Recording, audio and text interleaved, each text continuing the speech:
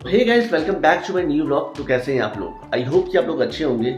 और आज मेरे मम्मी पापा भी आ गए। और यार मतलब कि अकेले अकेले ना अजीब सा लगता है कि मतलब कुछ जो लोग अकेले रहते होंगे, मतलब पता नहीं, मुझे तो लगता है कि कैसे रहते हो आप लोग, क्योंकि अकेले ना अजीब सा ही मतलब लगता है, मन नहीं लगता है। लगता है कि यार कुछ अच्छा नहीं लग रहा, अच्छा नहीं लग रहा। तो मम्मी पापा आ गए हैं, अब थोड़ा सा अच्छा लग रहा है। क्योंकि अभी एक दो दिन से ना मुझे अजीब सा लग रहा था, मतलब अकेले अकेले रह के कि कुछ अजीब सा ही मतलब समझ नहीं आ रहा था, अच्छा नहीं लग रहा था कुछ भी। तो चलो, अभी मैं नहा धो के रेडी होके आया हूँ।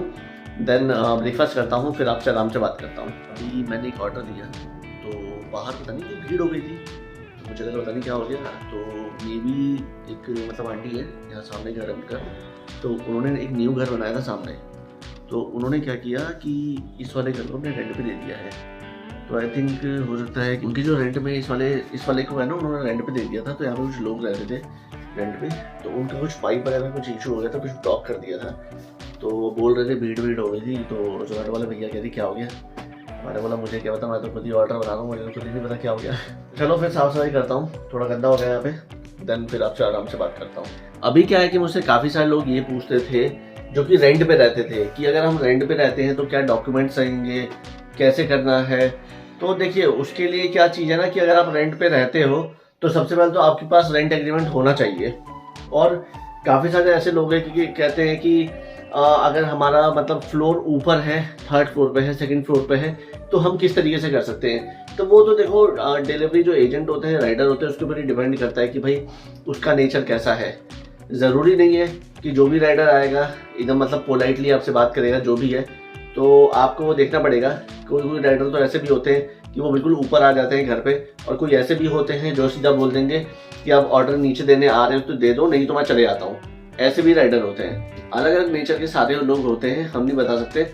तो जो अगर आप ऊपर भी करते हो, देखो इसमें कोई भी है ना कंडीशन नहीं है कि अगर आप ऊपर रहते हो तो नहीं कर सकते हो, सेकंड फ्लोर पे हो तो कर सकते हो, ग्राउंड पे हो तो कर सकते हो, आप किसी भी फ्लोर पे हो तो आप क्लाउड किचन अपना रन कर सकते हो।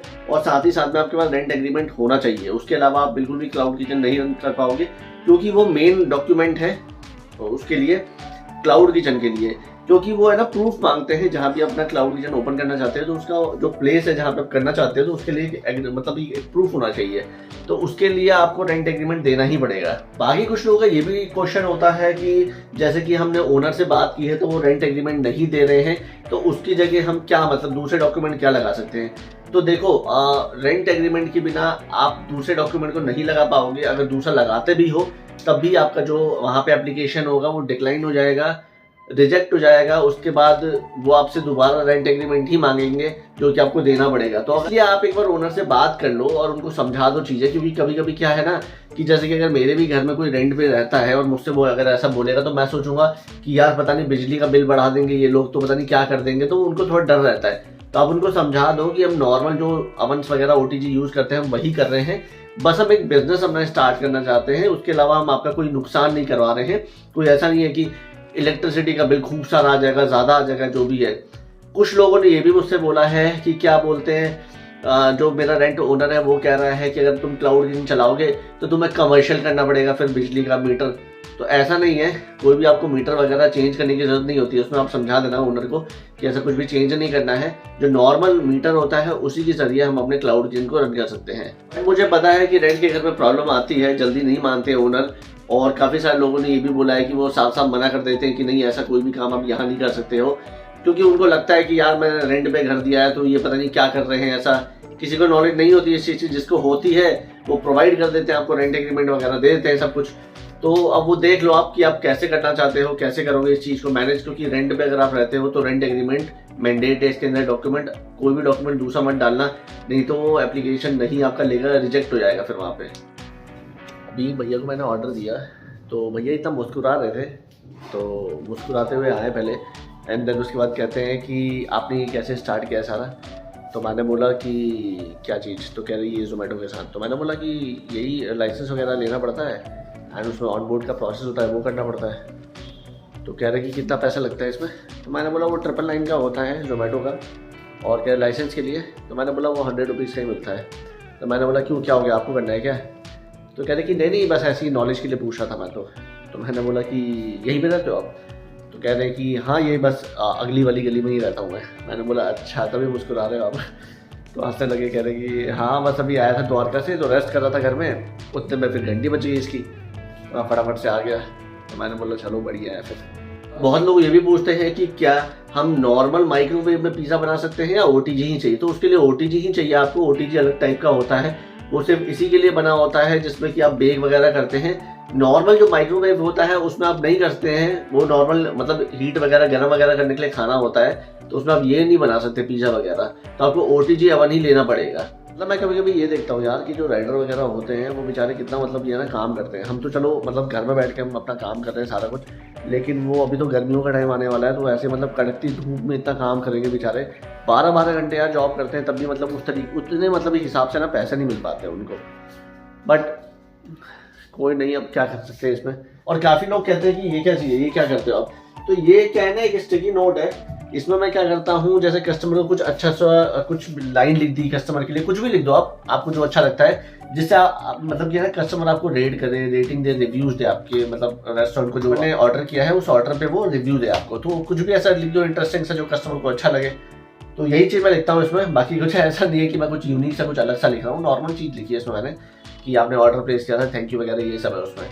तो चलो फिर जैसे साफ सफाई कर ली जाए, उसके बाद फिर आपसे बात करता हूँ। और अभी एक है ना, जोमेटो ने नया फीचर लॉन्च किया है। उन्होंने क्या किया है कि उनके हेलमेट में इनबिल्ट ब्लूटूथ कनेक्शन दे दिया है, यानी कि अब राइडर को बार बार है ना मतलब फ़ोन से बात नहीं करना पड़ेगा लगा के फ़ोन को, उसके अंदर ही ऐसा हेलमेट मतलब कि दे रहे हैं वो सारे जोमेटो वालों को। अब पता नहीं वो कब देंगे, जितने भी राइडर वगैरह हैं उनको धीरे धीरे कर रहे हैं। अभी ये बेंगलोर में अभी स्टार्ट हुआ है, तो उसमें क्या है कि वो इनबिल्ट का फीचर रहेगा, वो बाहर से ऐसे क्लिक करेगा एंड देन वो बात कर सकता है कस्टमर से। तो ये भी बढ़िया फीचर है, क्योंकि है ना बीच में भी बहुत ज़्यादा एक्सीडेंट वगैरह हो रहे थे राइडर्स वगैरह के, अभी सुनने में आया था, न्यूज़ आई थी। तो इसी को देखते हुए जोमेटो ने इनिशिएट लिया कि भाई इसको थोड़ा सा चेंज किया जाए, इसमें हम कुछ चीज़ें करते हैं जिसके ज़रिए राइडर्स का जो एक्सीडेंट वगैरह कुछ होता है तो उसको हम बचा सकते हैं। ये जो मैंने दिया था वो 2 बर्गर दिए थे और मेरे पास एक चीज़ एंड कॉर्न पिज़्ज़ा का ऑर्डर आया था, तो वो भी मैंने दे दिया। और आप लोग एक और चीज़ बताएं क्या, मैं आपको एक है ना छोटी टिप देता हूँ कि आप लोग क्या करो ना, एक पेपर लो और अपने ना स्टॉक का सारा आइटम उसमें ना लिख दिया करो, एक ही बार में लिख लिया करो एंड देन उसमें लिखा करो कि भाई कौन सा स्टॉक मेरा खत्म होने वाला है, कौन सा नहीं खत्म होने वाला है। तो उससे ना आपको थोड़ा इजी हो जाएगा। तो मैं भी यही चीज़ करता हूँ।